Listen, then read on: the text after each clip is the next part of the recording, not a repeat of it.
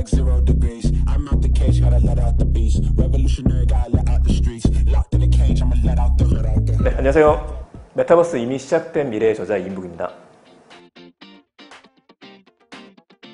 현재는 게임이 제일 먼저 떠오를 수밖에 없어요. 메타라는 말이 초월적인 세계, 그리고 버스라는 말이 유니버스, 세상을 얘기하다 보니까 현재가 아닌 초월적인 모든 걸 이제 메타버스라고 할 수 있으니까 굉장히 큰 개념이죠.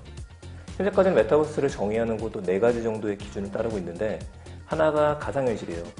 가상세계, 우리가 생각할 수 있는 것들. 그 두 번째가 증강현실. 현실 세계 위에 아무것도 없지만 봤었을 때 거기 위에 디지털 데이터가 보이는 것들.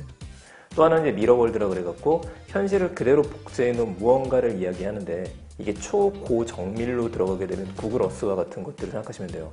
자, 문제는 이렇게 보게 되면은 범주가 너무 넓어요. 그렇다 보니까 우리가 제일 쉽게 생각할 수 있고 상상할 수 있는 게 레디 플레이 원. 현실에 우리가 있지만은 아바타를 통해서 가상의 세계 속으로 들어가서 누군가하고 만날 수 있는 거. 이렇게 범주를 줄이는 게 좋을 것 같아요. 그런데 제일 중요한 포인트가 한 가지 더 있는 게, 여기에서 우리가 뭔가 경제활동이라는 걸 한다면 그 경제활동이 현실 세계의 재화하고도 연결이 될 수 있는 것들, 그 개념에서 보게 되면 메타버스가 조금은 이해하시기 쉬울 것 같습니다. 실제 사례라고 하는 것들이 사실 메타버스가 뜨기 시작한 게 1개월에서 3개월밖에 되지 않았어요. 제일 유명한 사례라면 아무래도 미국의 로블록스 회사 이야기를 들 수 있을 것 같아요. 자, 로블록스 같은 경우에 3월 달에 상장을 했는데 아이들이 하는 게임으로만 생각했었는데 기업 가치가 44조를 넘길 정도로 폭발적인 성장을 했어요. 어떤 게임이냐면 마인크래프트라는 게임하고 좀 비슷해요. 두 개 게임의 공통점은 샌드박스라고 이야기를 하는데, 그 안에서 있는 도구들을 사용을 해서 뭐든지 만들어낼 수가 있어요. 그래서 방송 보시는 분들이 예전 플레이어라고 하신다면 스타크래프트와 같은 게임, 그 게임은 미니맵이라 그래서 누구든 자기 맵을 또 만들 수 있었거든요. 이거에 대한 확장이라고 보면 되는데, 재밌는 건 이렇게 만들어진 게임을 통해서 게임을 만든 사람들이 수익으로 만들어낼 수 있다는 점이 돼요. 자, 올해 초부터는 어떤 일이 벌어졌냐면은, 순천향 대학교 같은 경우에는 대학교에서 졸업식을 SKT에 점프라고 하는 플랫폼을 통해서 같이 했었어요. 많은 대학생들이 스마트폰을 통해서 접속을 하는 거예요. 이렇게 되면은 전제가 달라지는 게, 우리는 메타버스 하게 되면 일단 오큘러스와 같은 VR 기기를 쓰고 난 다음에 가상현실에서 누군가를 만나야 될 것 같은데, 이게 아니라 이미 우리가 갖고 있는 스마트폰을 통해서 접근할 수 있는 것들.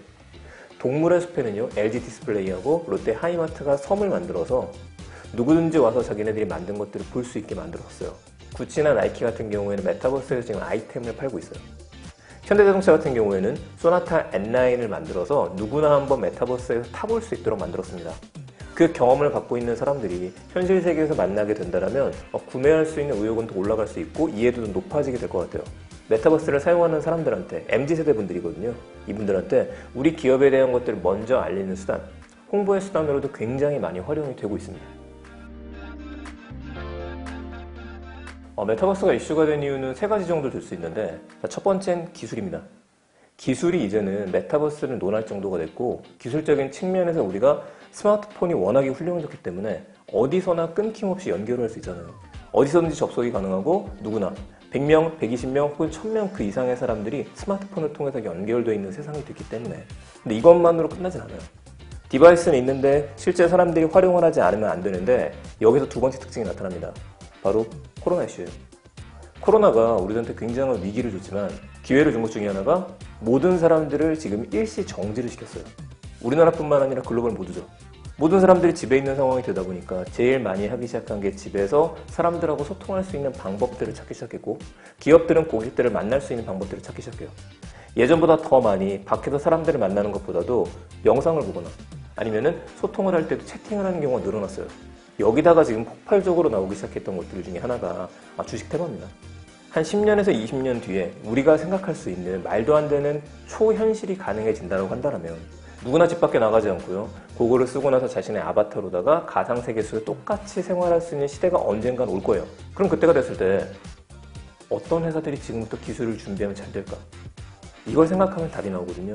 그럼 이것하고 맞물렸기 때문에 주식시장도 뜨겁기 시작했고, 돈이 되는 시장들이 보이다 보니까 일반인들의 관심도 몰리기 시작했다고 보고 있습니다. 우선 메타버스에 돈을 벌 수 있는 방법을 보게 되면 한 3가지 정도가 있는 거예요. 그 중에 한 가지가 뭐냐면, 지금처럼 전통적인 방법들. 메타버스 플랫폼을 만든 회사들이 자신들이 아이템을 만들고 자신들이 팔 수 있는 뭔가를 만들고 난 다음에 우리 같은 플레이어들이 돈을 주고 구매를 해요. 이게 가장 전통적인 방법이죠. 두 번째가 나오기 시작했어요. 얘를 플랫폼화 시키게 되면서 참여를 시키기 시작합니다. 나이키라든지 구찌라든지 현대차라든지 원하는 플레이어들이 있다고 한다면 이 브랜드를 가진 곳들하고 제휴를 맺고 난 다음에 그들의 상품을 팔아서 가치 수익을 볼 수 있는 구조를 만들었죠. 하나가 더 들어간 게 뭐가 들어갔냐면 이제는 돈을 내고 사기만 했던 플레이어들이 적극적으로 참여를 해서 본인들이 직접 만들 수 있는 시스템을 제공해 주기 시작합니다. 맵을 제공해 주기 시작했고요. 그리고 가방이라든지 구두라든지 이런 것들을 디자인할 수 있는 시장을 열어놨어요. 현실 세계 내가 디자이너인데 내가 생각해보니까 아바타의 옷을 디자인하는 건 별일도 아니에요. 하루에 2시간 정도만 시간을 낼 수 있다고 한다면 그쪽에서 수익을 볼 수 있게 되는 거죠. 이게 굉장히 잘 맞아떨어지게 된 게 지금이에요. 자, 여기서 마지막으로 등장한 요소가 뭐냐? NFT라고 하는 요소예요. NFT는 그냥 단순하게 이야기하면 대체 불가 코인, 대체 불가 토큰이라고 이야기를 해요. 대체 불가라는 말이 뭐냐면 제가 1,000원짜리를 빌렸었을 때 내일 갚는다고 했었을 때 저희 집에 있는 아무 지폐나 갖다 드려도 되거든요. 왜냐면 우린 거기에 믿음이 있으니까. 이 두 가지가 똑같다는. 그런데 우리가 어떤 장비를 렌트했다고 가정해 볼게요. 오늘 카메라나 렌트했는데 내일 반납할 때 똑같은 카메라지만은 일렬 번호가 같은 걸로 반납을 해야지 다른 걸 갖다 줄 수는 없거든요. 이게 바로 대체 불가의 개념이에요. 자, 이 방식이 이제는 웹상의 사이버상에 적용이 되기 시작한 겁니다. 왜냐면 우리가 기본적으로 갖고 있는 생각은 사이버로 만들어진 모든 것들은 복제가 가능하기 때문에 가치가 없다라는 생각을 가지고 있어요. 자, 이거를 뒤집는 겁니다. 내가 어떤 아이템이나 재화를 샀는데 이 아이템이나 재화에다가 이니셜을 넣어주는 거죠. 이거는 이인복의 소유가 맞음.